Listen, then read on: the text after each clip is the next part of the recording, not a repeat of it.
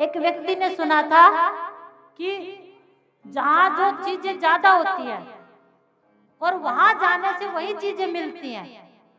समझ में आया? ध्यान से सुनिएगा। तो वो जैसे तैसे करके पैसे का ढेर लगा था, 1 रुपया लेके वहां पहुंच गया। उसने सुना था ताश खेलने वालों के पास बैठोगे तो वैसे ही हो जाओगे, वही लेके आओगे। सत्संग में आज 2-3 घंटा बैठोगे तो सारा दिन यही रंग चढ़ा रहेगा। जहां जिस चीज की प्रभुता होती है वही भाव वो आप पर छोड़ती है। तो वो 1 रुपया लेके रुपये के ढेर पे पहुंच गया और रुपया लेके खड़ा हो गया कि इस रुपये के कारण इस ढेर में से रुपये निकलकर मेरे पास आ जाएंगे। और हुआ ऐसा कि वो रुपया उसके हाथ से छूटकर उन रुपयों में जा गिरा। और जैसे ही वो चिल्लाया रोया, उसका रुपया खोया, तो सरकारी कर्मचारी आ गए और उन्होंने पूछा क्यों रो रहे हो?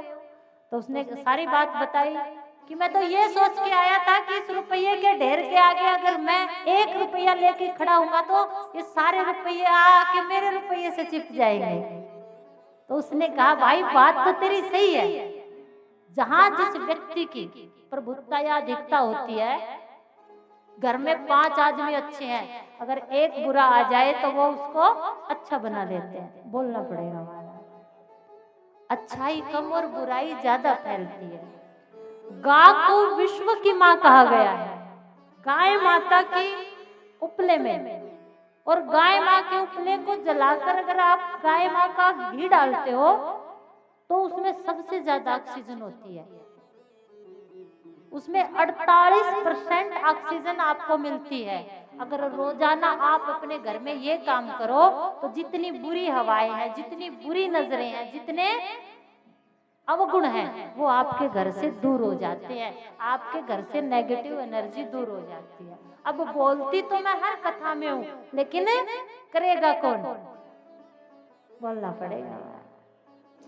गाय माँ की जो रीढ़ की हड्डी होती है, ध्यान से सुनिएगा, गाय माँ की जो रीढ़ की हड्डी होती है उसमें सूर्य नाड़ी होती है।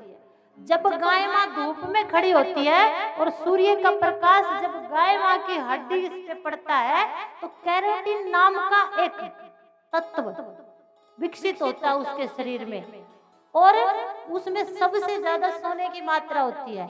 और वही गाय के दूध के साथ, दूध, गाय का दूध कैसा होता है? पीले रंग का, पीले रंग का दूध की मात्रा में वो पदार्थ घुलता है, और जो गाय का दूध पीता है उसकी बुद्धि सबसे तेज चलती है। बोलना पड़ेगा महाराज, जोर से बोलना पड़ेगा।